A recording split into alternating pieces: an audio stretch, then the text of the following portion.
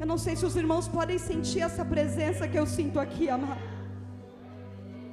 Essa presença está aqui desde o momento em que nós dobramos os nossos joelhos.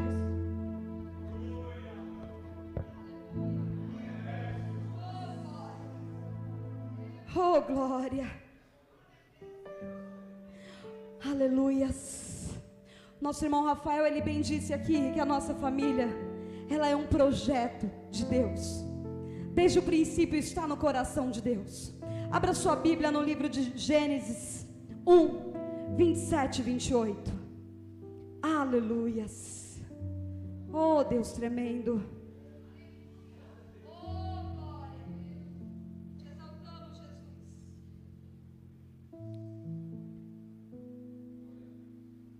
Será que eu anotei errado, meu Deus?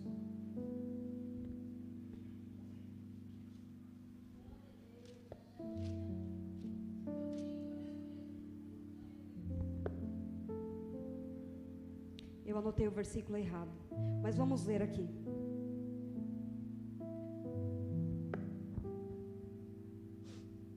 A família é um projeto de Deus desde a criação do mundo.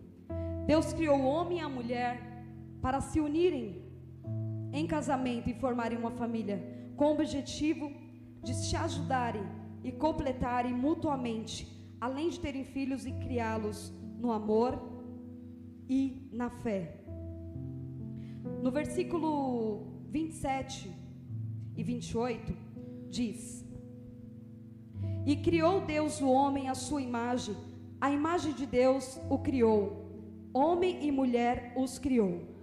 E Deus os abençoou, e Deus lhe disse: frutificai e multiplicai-vos, e enchei a terra, sujeitai-a e a dominai sobre os peixes do mar, e sobre as aves dos céus, e sobre todo animal que se move sobre a terra.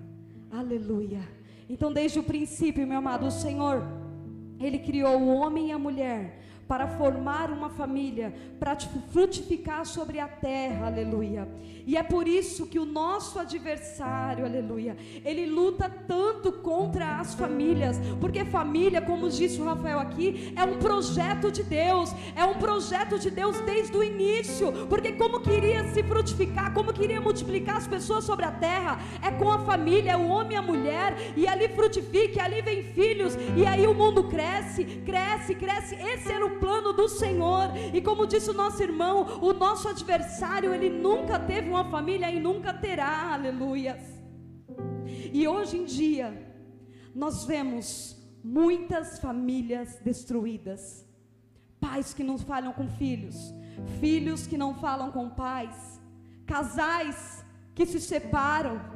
O noticiário aí todos os dias mostra pai matando filho, filho matando pai, e a família vem sendo destruída dia após dia, aleluia. Amado, mas eu quero que você diga nessa noite: a minha família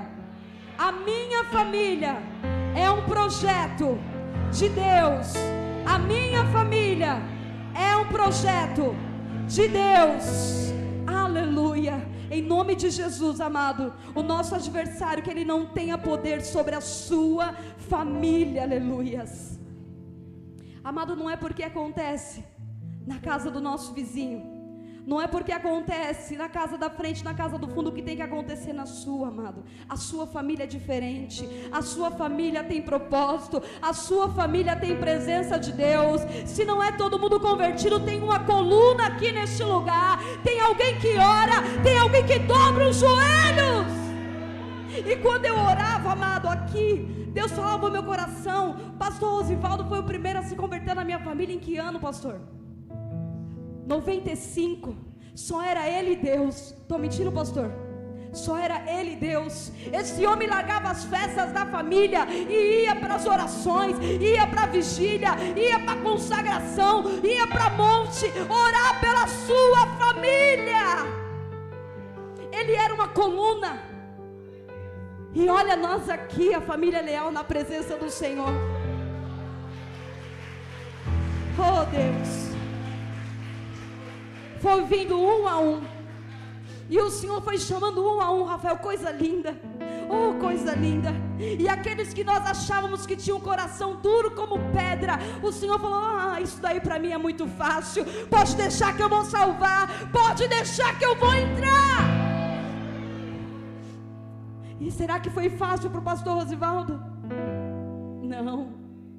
O processo ele nunca é fácil, ele é doloroso, dói às vezes choramos.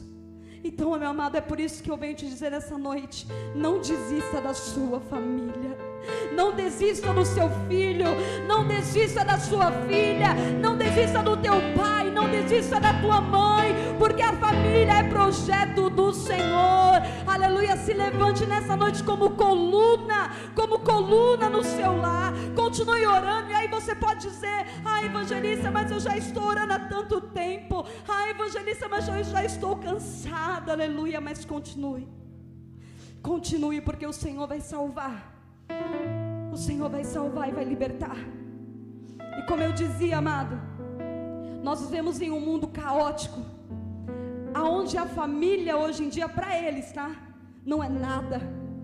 Jovens pastores que não querem mais se casar, e não é só isso, jovens que também não querem mais ter filhos, fugindo daquilo que está na palavra do Senhor. Aleluia.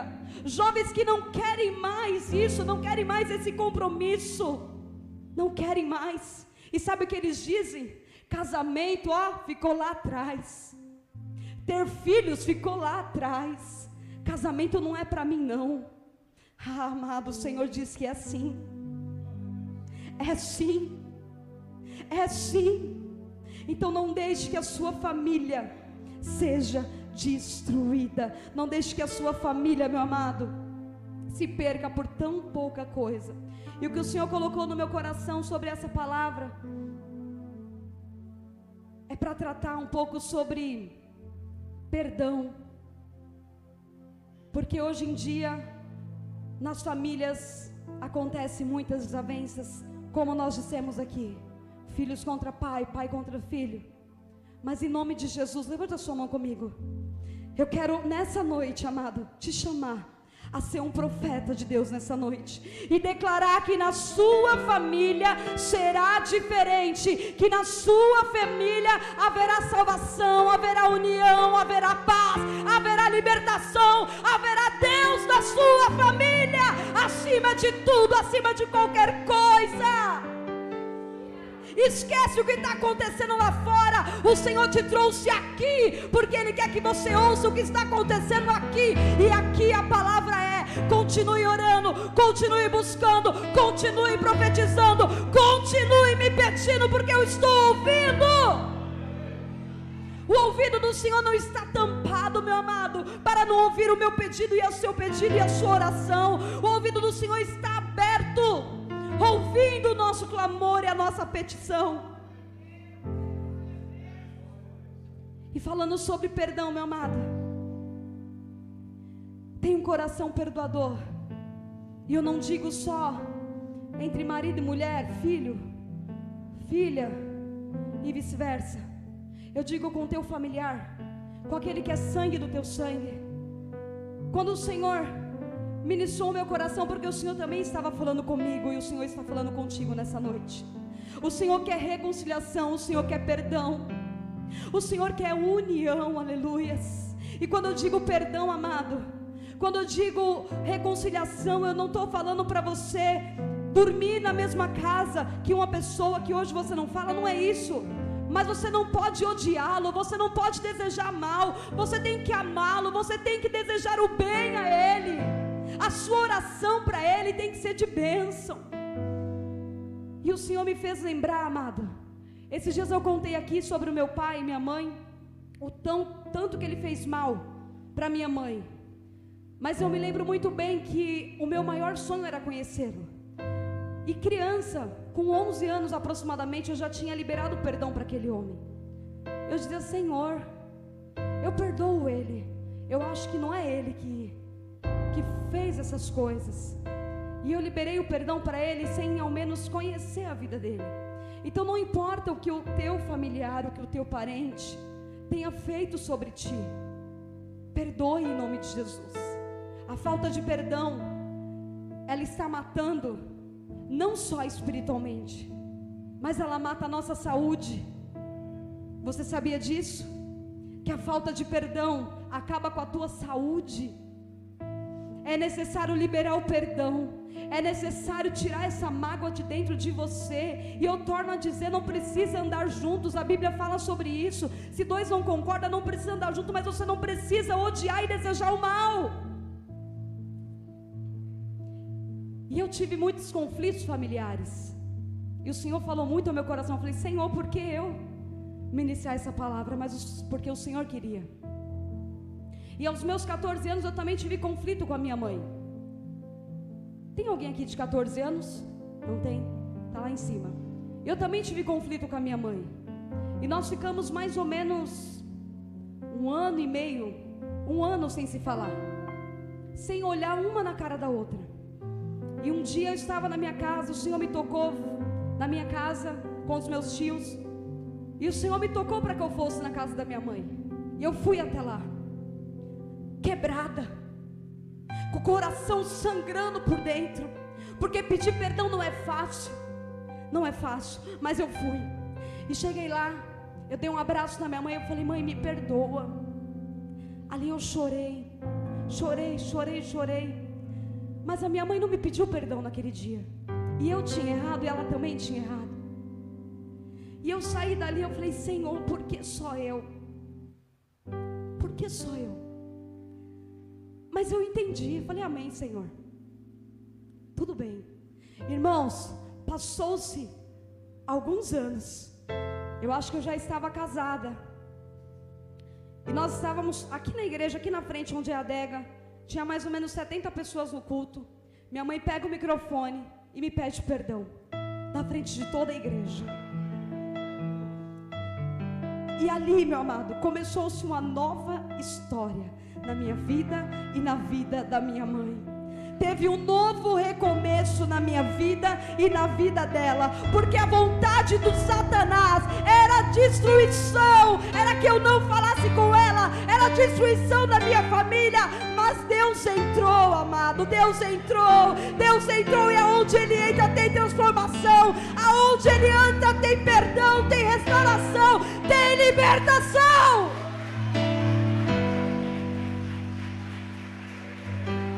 Eu não quero aqui entrar em detalhes do meu testemunho, eu só queria falar essa parte do perdão porque eu achei importante falar. Mas o que eu quero te dizer, amado, é que não importa o que fizeram com você, você é diferente. Você é diferente, você é capaz de perdoar, você é capaz de amar de novo, você é capaz de abraçar, aleluias, aleluias. E quando há o perdão, amado, sabe quando você sente um alívio que chega, parece que sai um peso de dentro de você, algo que você estava carregando, que muitas vezes não estava nem aguentando mais, esse peso sai.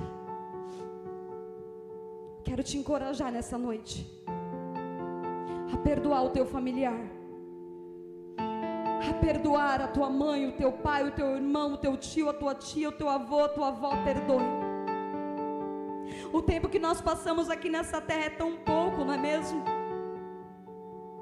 Quanto tempo ainda teremos aqui nessa terra? E será que nós teremos tempo para perdoar o nosso próximo? E será que nós teremos tempo para perdoar o nosso irmão? E será que nós teremos tempo para abraçá-lo? E será que nós teremos tempo de estar juntos ainda? O perdão é hoje, é agora. Amado, e seguindo aqui, abra comigo Salmos. Aleluia, Jesus. 128, 1.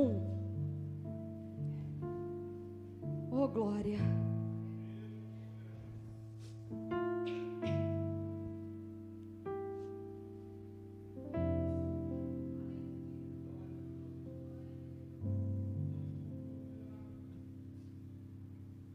A palavra do Senhor diz assim, ó: bem-aventurado aquele que teme ao Senhor e anda nos seus caminhos. pois comerá do trabalho das tuas mãos. Feliz será e irá bem. A tua mulher será como a videira frutífera ao lado da tua casa, os teus filhos como plantas de oliveira à roda da mesa. E eis que assim será abençoado o homem que teme ao Senhor. Aleluias. E em outra tradução, NVI, diz assim: como é feliz quem teme ao Senhor, quem anda em seus caminhos. Você comerá do fruto do seu trabalho e será feliz e próspero. Sua mulher será como videira frutífera em sua casa. Ou seja, sua mulher terá filhos, porque lá no passado, quem tinha mais filho era mais próspero. Ter filhos era sinônimo de riqueza. Seus filhos serão como brotos de oliveira ao redor da mesa. O que significa isso? Um pé de oliveira, quando ele vai ficando velho, um dos seus troncos começa a parar de dar frutos. E aqui está falando para plantar brotos ou plantar mudas ao redor daquela oliveira. Por quê? Porque esses brotos e essas mudas começarão a crescer, e elas começarão a crescer e começarão a dar frutos, e o tronco ele vai morrer, ele vai parar de dar frutos. O que isso quer dizer? O tronco é o pai e a mãe, e os brotos e as mudas são os filhos. Mesmo quando nós morrermos, os nossos filhos continuarão dando frutos do Evangelho. É isso que o Senhor tem para mim e para você, amado. Essa é a promessa que o Senhor tem para mim e para ti. E no 4 diz: assim será abençoado o homem que teme ao Senhor. Quantos querem a família aos pés do Senhor? Diga amém. Amado, o Senhor tem promessa de bênção. O Senhor tem promessas de bênção para a nossa casa, para a nossa família. Não troque isso por nada, não troque esse momento por nada, não troque essa presença aqui por nada. Aleluias. Oh, Deus maravilhoso. Aleluia. Aqui nesse lugar, amado, tem vitória, tem bênção, tem alegria, tem prosperidade. Aleluia.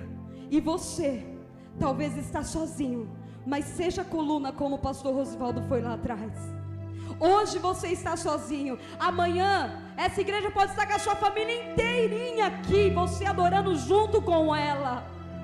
Por isso não cesse em orar, não cesse em convidar, não cesse, amado. Aqui a palavra do Senhor é clara: o Senhor tem bênção para aqueles que temem ao Senhor, aleluia. E essas bênçãos são aqui, amado, terreno. O Senhor tem bênção para mim e para você. E falando de casamento, o evangelista Jorge, presbítero Jorge, falou aqui na quarta-feira que nós nos casamos muito cedo. Eu tinha 18, ele tinha 23 anos. E as pessoas diziam para nós, preste bem atenção: nossa, Jorge, você é doido? 23 anos? Daiane, você é uma criança, você vai casar, você vai acabar com a sua vida, vai acabar com a sua juventude. Mas vocês nem se conhecem direito, por que vocês vão fazer isso? Namora mais um pouco, se conhece um pouco mais, deixa isso para depois. Casamento é cilada. E aí eu e o Jorge analisávamos, amado, a vida das pessoas que estavam nos aconselhando, com casamentos destruídos, e nós começamos a repreender, amado. Aceite conselhos daqueles que têm casamento abençoado para te dar, viu, jovem?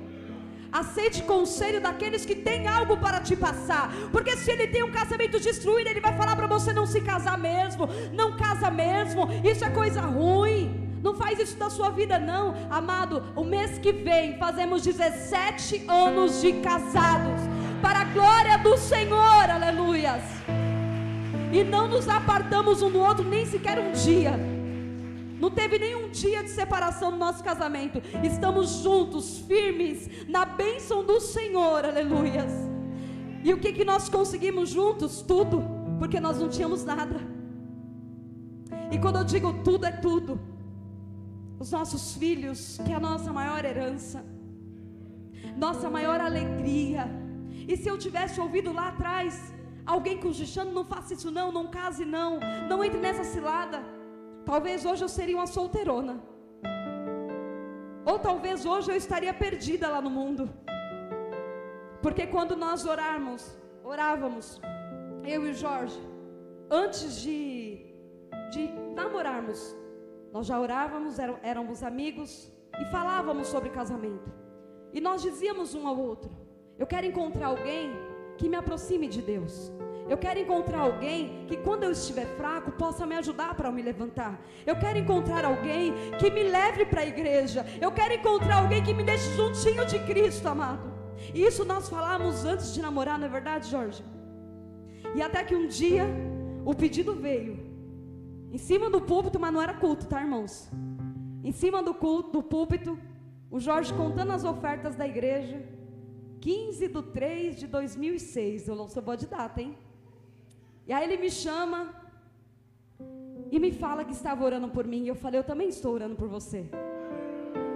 Só que nenhum dos dois sabia. Ele orava por mim, eu orava por ele. Nós éramos amigos e nós tínhamos os mesmos pensamentos, as mesmas ideias, tudo casava. E ele disse: e eu quero te pedir em namoro. E eu, muito difícil, disse para ele: vamos orar mais um pouco. Não sou obrigada a aceitar de cara, né? Mas ele foi muito esperto, muito esperto. E aí o meu tio, o pastor Admilson, passava na hora, que também já torcia para que nós namorássemos e casássemos, já chamou ele: pastor, posso ir na sua casa? Eu e a Daiane, a gente quer falar com o senhor. Eu falei: nossa, eu nem aceitei, já vai falar para a minha família. E enfim, fomos após o culto na casa do pastor. Ali o pastor já orou, já abençoou o nosso namoro, e eu não tinha nem aceitado ainda. E nisso, se tem jovens aqui, ouça isso, a gente não tinha dado nenhum beijo. É careta isso, não é, pastor? Bem careta. Nenhum beijo nós tínhamos dado antes disso. E ali o pastor orou, abençoou, mas ainda não rolou nada. O Jorge falou: agora vamos lá pedir para o seu pai Edmilson. E aí fomos no Edmilson, Edmilson deu a bênção, e aí sim rolou o primeiro beijo, na presença do Senhor.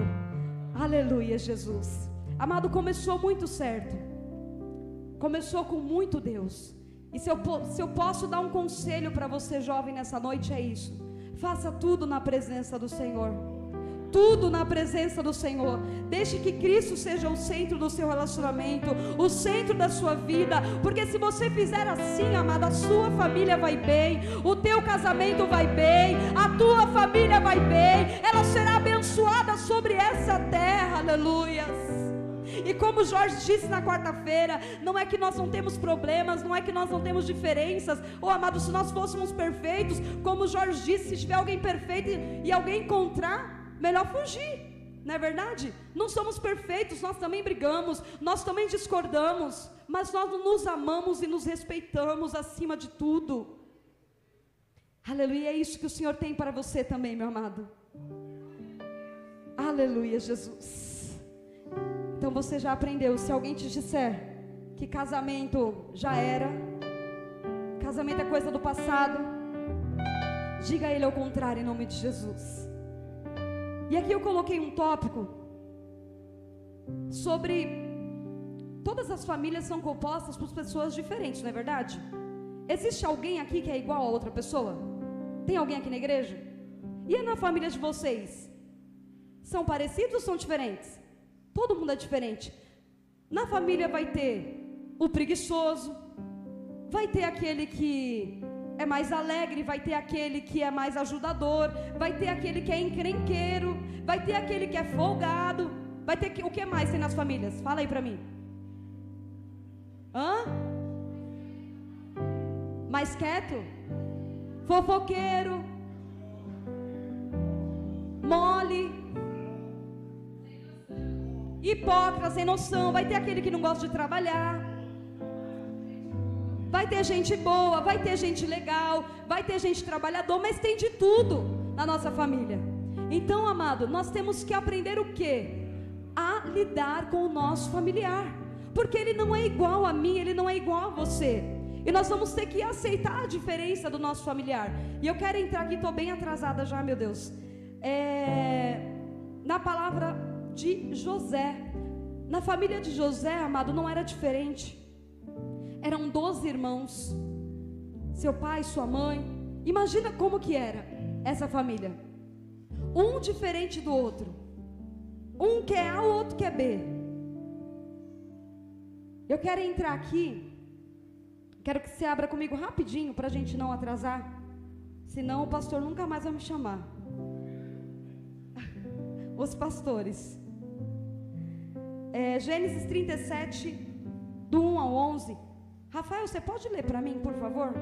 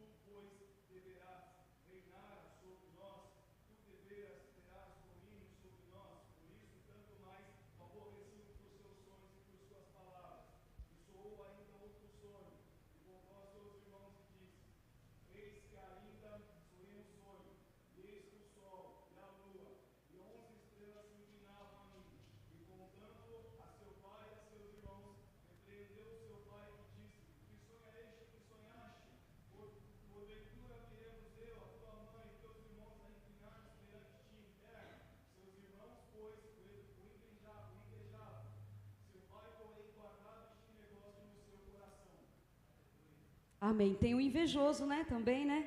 Sempre tem um. Então, irmãos, eu vou correr aqui com a história de José, mas eu quero contar rapidinho para que vocês consigam compreender aonde eu quero chegar. José tinha 17 anos, né? E ele era o filho mais amado, era o queridinho de Jacó, né? Por quê? Porque ele era o filho da sua velhice. E Jacó deixava isso parecer aí que ele era o mais amado, como diz a Bíblia para nós. José, ele apacentava as ovelhas junto com os seus irmãos. E um certo dia, seu pai fala: José, vai lá atrás dos seus irmãos, veja lá o que ele está fazendo, vai lá apacentar as ovelhas com ele. E José apacenta as ovelhas, volta, e assim acontecia todos os dias. E um dia José diz ao seu pai e seus irmãos: eu tive um sonho, e eu quero revelar esse sonho a vocês. E aí eu quero fazer uma pausa e te dizer: cuidado para quem você está contando o seu sonho.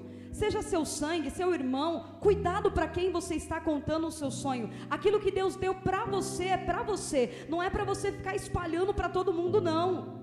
Porque dentro da nossa família, como diz aqui a palavra, também tem pessoas invejosas. E José, ele conta o seu sonho aos seus irmãos, seu pai. Eram 2 sonhos, e um dos sonhos dizia que o sol, a lua e 11 estrelas se inclinavam a José. E aí o seu pai fala: peraí, você está dizendo que nós vamos nos prostrarmos a você? Você está dizendo que nós vamos nos inclinarmos a você, José? E eu acredito que aquele pai naquele momento até repreende José: o que é isso? Menino, 17 anos, você tem que é isso? A Bíblia não fala isso, estou dizendo com as minhas palavras. E os irmãos de José, que já o odiavam por ser o mais amado, passa a odiar um pouco mais. Ele era o queridinho e agora ele tem um sonho desse. Irmãos, esses irmãos com ódio no coração começam a deixar cair para o coração o sentimento de ódio, de inveja. E um dia José vai atrás dos seus irmãos como de costume, e quando os irmãos avistam José de longe, eles já começam a tramar a morte de José. E eles dizem: vamos matá-lo, vamos jogar numa cova, vamos dizer que uma fera o comeu, aleluias. E aí Rubem, um dos seus irmãos, diz: não vamos matá-lo, vamos apenas jogar numa cova, porque Rubem tinha a intenção de proteger seu irmão, de depois retornar e tirar ele da cova. José chega, eles jogam dentro da cova, Rubem vai para outro lado, e os seus irmãos ficam ali. E Judá vê uma caravana de ismaelitas vindo e fala: por que nós não vendemos o nosso irmão para os ismaelitas? Assim o sangue não será derramado por nossas mãos. E aí os irmãos: beleza, vamos fazer isso. Chegam os ismaelitas e os irmãos vendem José por 20 moedas de prata. Volta Rubem no local e cadê José? José tinha sido vendido. E eles tiveram que voltar para a casa do pai. Eles mataram um animal, sujaram a túnica de José, voltaram para a casa do pai e disseram que José tinha sido morto, possivelmente por uma fera. Acabou com o coração daquele pai. Você vê que tamanha maldade dos filhos, e vê a tristeza do próprio pai. Mas aqui, amado, aqui começava o processo na vida de José. E ele viveria um processo durante um tempo, para viver o propósito que Deus tinha na vida dele. Eu não sei se nessa noite você que está aqui está vivendo um processo semelhante ao de José, ou talvez diferente, mas um processo. Mas o que eu quero te dizer é para você esperar mais um pouquinho nesse processo, porque Deus vai te levar ao propósito que Ele tem para a sua vida. Aguenta, é cova, aguenta. É venda para os ismaelitas, aguenta, porque Deus tem propósito para a sua vida e para a sua família. José então, junto com aquela caravana, é vendido como escravo para Potifar. Potifar logo se agrada daquele menino, sabe por quê? Diga comigo: porque tudo que José colocava as mãos, prosperava. Ah, amado, o servo de Deus aonde chega faz a diferença. O servo de Deus aonde chega as coisas prosperam. Seja onde for, ele foi vendido como escravo. E sabe o que Potifar faz, meu amado? Potifar pega José e fala: vem aqui, menino, a partir de hoje você vai cuidar da minha casa. Abaixo de mim é você. Você vai cuidar de tudo aqui. E ele começa a cuidar, e tudo que ele faz prospera, e tudo que ele coloca a mão. E Potifar foi muito abençoado por conta de José, aleluia. E tudo que ele coloca a mão prospera. Mas chega um belo dia em que a mulher de Potifar começa a dar em cima de José. E José se esquiva, e José se esquiva, e José sai. Não, eu não vou pecar contra o meu Deus. Mas aquela mulher acreditou que ela estava tomada pelo próprio adversário, amado. Ela queria fazer com que José pecasse contra Deus e contra o seu senhor, Potifar. E um certo dia, não tinha homens na casa. José entra para fazer algum serviço, e aquela mulher pega José pela sua roupa. José se esquiva e foge, mas ela fica com a roupa de José. E aí ela o acusa de ter tentado alguma coisa contra ela. E agora José, continuando no processo, sabe o que acontece? José é lançado na prisão, sem fazer nada. Ele é lançado na prisão, por tentar alguma coisa com a mulher de Potifar. Mas como eu disse, servo do Senhor, aquele que teme a Deus, aonde chega, Deus vai com ele. E José e Deus era com José até na prisão. A Bíblia nos fala isso. Até na prisão Deus era com José, amado. Isso é forte. Ou seja, onde você estiver no processo, não importa, Deus é com você. Se você continuar fiel a Ele, Ele vai continuar fiel a você, amado. E lá na prisão, meu amado, sabe o que o José virou? José virou o chefe ali. José virou o chefe dentro da prisão.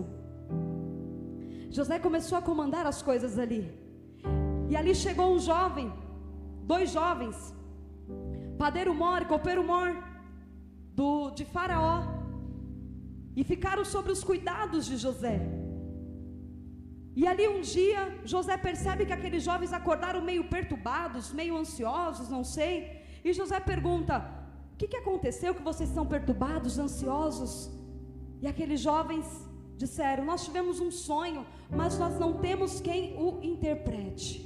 E José diz: fale a mim que eu vou interpretar. E eles disseram o sonho a José. José interpretou o sonho e de acordo com aquilo que José interpretou aconteceu. 3 dias depois, aqueles jovens estavam fora da prisão na presença de Faraó. Mas José lhe disse algo bem importante. Ele disse: lembra-te de mim quando estiver na presença de Faraó. E no sonho daqueles jovens, na interpretação, dizia que o padeiro mor morreria, e ele realmente morreu. E o copeiro mor não. Mas o copeiro mor, ele esqueceu de José, ele não lembrou de mencioná-lo. E José continuou preso. Mas existem coisas, amado, que não é no nosso tempo, não é na nossa hora. Nós queremos que seja na nossa hora, no nosso tempo, mas não é. Deus tem o momento certo para te dar vitória. Deus tem o momento certo para te abençoar. E se não foi agora, é porque Deus não estava no negócio, mas vai ser lá na frente. Espera mais um pouquinho que Deus vai fazer aquilo que Ele prometeu para mim e para você. E passou um tempinho, e um dia Faraó teve um sonho, 2 sonhos, e o tempo está passando. E Faraó acordou perturbado com aqueles sonhos. E ele comentou ali quem poderia interpretar aquele sonho dele. E aí o copeiro mor, José: Faraó, eu estava na prisão e lá tem um jovem que interpretou nossos sonhos e aconteceu exatamente como ele falou. Pode trazer, porque ele consegue interpretar. Traz o jovem. Vem José. José vem. Faraó conta o sonho. O sonho de Faraó falava de que 7 vacas gordas, 7 vacas formosas subiam um rio, mas também atrás dessas vacas subiam 7 vacas magras e 7 vacas miúdas, né? E as magras comiam as vacas gordas. E Faraó dormiu, acordou e teve outro sonho, que nasciam no mesmo lugar 7 espigas formosas e bonitas, mas também nasciam 7 espigas miúdas, e as miúdas comiam as espigas formosas. E José diz para Faraó: esse sonho é um só. Esse sonho é um só. Virá 7 anos de abundância, de prosperidade sobre a terra, mas também virá 7 anos de fome. 7 anos de fome. E era só esse o papel de José. Era só para ele revelar o sonho. Mas ele foi esperto. Por que ele foi esperto? Porque ele tinha o Espírito de Deus na vida dele. Aquele que tem o Espírito de Deus, amado, faz coisas que nem percebe, porque é o Espírito de Deus que te impulsiona a fazer, que te impulsiona a falar. Quando você vê, você já falou, você já fez, porque o Espírito do Senhor te impulsionou. E José ali, amado, fala o seguinte: Faraó, o Senhor precisa de alguém sábio e entendido para governar esse tempo que terá de abundância e prosperidade sobre a terra. O Senhor terá que procurar governantes para governar tudo isso, para conseguir passar por isso. E aí eu quero ler, amado, porque a palavra de Deus é tremenda demais. E disse Faraó a seus servos: acharíamos um homem como este, em quem haja o Espírito de Deus? Não tinha, amado, não tinha. Faraó estava falando sobre José. Depois disso disse Faraó a José: pois que Deus te fez saber tudo isso, ninguém há tão entendido e sábio como tu. Ninguém há tão entendido entendido e sábio como tu, José.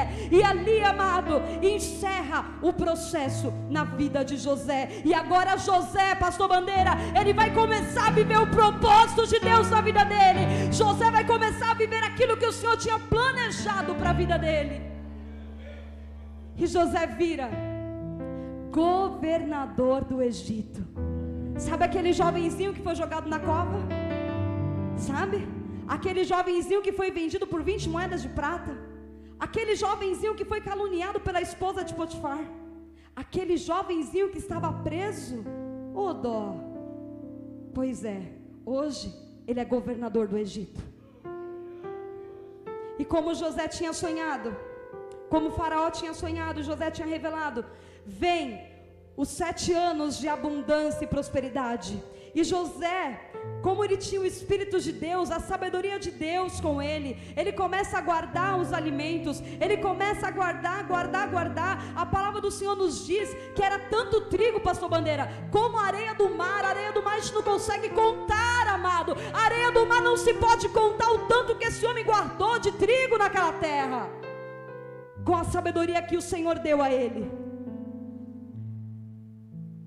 Só que também veio os 7 anos de fome. Mas quando veio os 7 anos de fome, José estava preparado. E ele tinha muita coisa guardada. E durante esses 7 anos de fome, lembra do pai de José? Jacó. Morava em Canaã. Jacó fala para os seus 10 filhos. Não deixou que Benjamim fosse, porque ficou com medo de perder. Fala para os 10 filhos: vá até o Egito comprar comida. Lembra da família, do perdão. Lembra da importância de uma coluna dentro da tua casa. E o que há de mais importante, liberar o perdão. Pois é, nós vamos falar agora. E os irmãos de José vão lá comprar o alimento, leva o seu dinheiro. E quem estava lá governando? José. Mas eles não conheceram José, mas José os conheceu. E José testa seus irmãos. José testa seus irmãos, acusa eles de espia, manda prendê-los. Eles ficam presos por 3 dias. Depois de 3 dias presos, eles dizem para aqueles jovens voltarem para Canaã, para a terra dos seus pais, mas deixar Simeão com eles, preso na prisão, e que eles deveriam trazer o filho mais novo, que era Benjamim, que hoje era o filho queridinho do papai, porque era o filho da sua velhice. Testando os seus irmãos. E aí os seus irmãos relutam ali, mas vão. E quando chega lá, imagine você perder um filho, e agora ter que entregar outro filho, e sabendo que outro está preso. Jacó endurece o coração e fala: não, esse aqui vocês vão levar não. Só que a comida que eles levaram acabou, irmãos. Não tinha mais comida. E aí Jacó libera os meninos para irem. Judá, um dos seus irmãos, fala: pai, eu vou ser fiador, deixa Benjamim comigo, deixa ele comigo. Se acontecer alguma coisa, eu fico no lugar dele, pai. E o pai libera, e eles voltam com Benjamim. Quando José vê Benjamim, amado, ele chora. Ele chora. E ali, naquele reencontro, José, ainda testando seus irmãos, ele diz: agora vocês vão voltar e Benjamim vai ficar aqui. E Judá, amados, ele fala: não, meu pai já perdeu um filho, um dos mais novos já se foi. Eu não posso deixar o meu irmão aqui com você. Se eu deixar meu irmão aqui com você, meu pai morre de desgosto lá atrás. Não faça isso conosco. Amado José, ele pede que todos saiam e começam a chorar, porque ele percebeu que os seus irmãos tinham mudado o caráter deles. Existia mudança ali naquele lugar, aleluia. Existia mudança naqueles irmãos, aleluia. A Bíblia diz, amado, que o choro de José era tão alto que todo o Egito ouvia, de tão alto que ele chorava. E ali, irmãos, encurtando a história, José ainda não tinha se apresentado aos seus irmãos. E José diz aos seus irmãos: eu sou José, vive ainda meu pai? E seus irmãos não lhe puderam responder, porque estavam pasmados diante da sua face. E disse José aos seus irmãos: peço-vos, chegai-vos a mim. E chegaram-se. Então disse ele: eu sou José, vosso irmão, a quem vendestes para o Egito. Agora ouça esse versículo aqui, amado. Agora, pois, não vos entristeçais, nem vos pese aos vossos olhos, por me haverdes vendidos para cá, porque para a conservação da vida Deus me enviou adiante de vós. Ou seja, Deus tinha um propósito em tudo. Por que você está reclamando do processo que você está passando? É o Senhor que está enviando na frente, é o Senhor que está lá na frente no propósito de Deus. Amado, o que José quis dizer? Oh, meus irmãos, não se entristeçam. O que vocês fizeram comigo era um plano de Deus, porque o Senhor me enviaria lá na frente, para que hoje nós não morrêssemos de fome nessa terra. Ali, meu amado, o perdão, ele foi liberado na vida daqueles irmãos. Ali o perdão foi liberado. E eu quero saber nessa noite, se aqui tem José capaz de perdoar, se neste lugar existe José capaz de perdoar o seu irmão, o seu pai, a sua mãe, o seu tio, a sua irmã, o seu irmão. Será que você é capaz de ser como José nessa noite? Veja o tamanho do processo que este homem enfrentou, e mesmo assim ele foi capaz de liberar perdão. E mesmo assim ele foi capaz de liberar perdão. E se eu e você, pastor Roberto, se eu não consigo perdoar o meu irmão que é meu sangue, quem dirá perdoar o irmão Gilmar, que é meu irmão em Cristo? Se eu não consigo perdoar a minha mãe, a quem me gerou, quem dirá o meu irmão pastor Bandeira? E eu quero resumir isso falando o seguinte para vocês: para ter uma família abençoada, se resume em perdão. Aquele que perdoa tem uma família abençoada. Aquele que perdoa vive bem sobre essa terra. Aquele que perdoa alcança a misericórdia do Senhor. Aleluias. Perdoa nessa noite. Perdoa nessa noite. Libera em nome de Jesus o perdão nessa noite. Libera o perdão sobre o teu familiar. Libera o perdão nessa noite, aleluia. Para que a tua família seja abençoada, para que a tua família seja bênção sobre essa terra. Aleluia. A história de José é uma história que cada vez que nós escutamos ou que nós estudamos, ela nos ensina muito. Eu quero falar algo rapidinho. Nós acompanhamos 2 casos de separação, eu e o Jorge. Um caso de separação de uma família que nós fazíamos campanha. E lá naquela casa, o marido tinha traído a mulher. E a mulher, ela decidiu continuar com o marido, mas ela não o perdoava. E ela chegava para os seus filhos e falava mal do seu marido, e difamava o seu marido. Aqueles meninos, eles tinham um ódio tão grande daquele pai, que eles desejavam matar aquele pai, não é mesmo, Jorge? Eles tinham ódio daquele pai. E aquela família, nós fizemos uma campanha, 2 campanhas, mas não houve a liberação do perdão. Não houve a liberação do perdão de nenhuma das partes, irmãos. E aquela família, ela foi destruída. E quando eu falo a família, eu falo marido, mulher e filhos. Se você for procurar hoje, os meninos estão nas drogas. E aí é onde eu digo a importância da sua família estar na presença do Senhor, da sua família estar na casa do Pai, e o perdão ser liberado. E nós acompanhamos um outro caso de traição. E a esposa me procurou sozinha e ela disse: Dai, eu não consigo mais ter confiança. Eu não consigo mais. Eu aceitei ficar, mas eu não consigo. E eu disse para ela, eu falei: minha irmã, eu vou te dizer uma palavra, e talvez muitas pessoas te disseram o contrário. E eu disse a ela: lute pela sua família. A sua família é um projeto do Senhor. Lute pelo seu lar, lute pelos seus filhos que você tem. Vai para os pés de Cristo, lute por ela, porque o Senhor tem bênção para a sua família.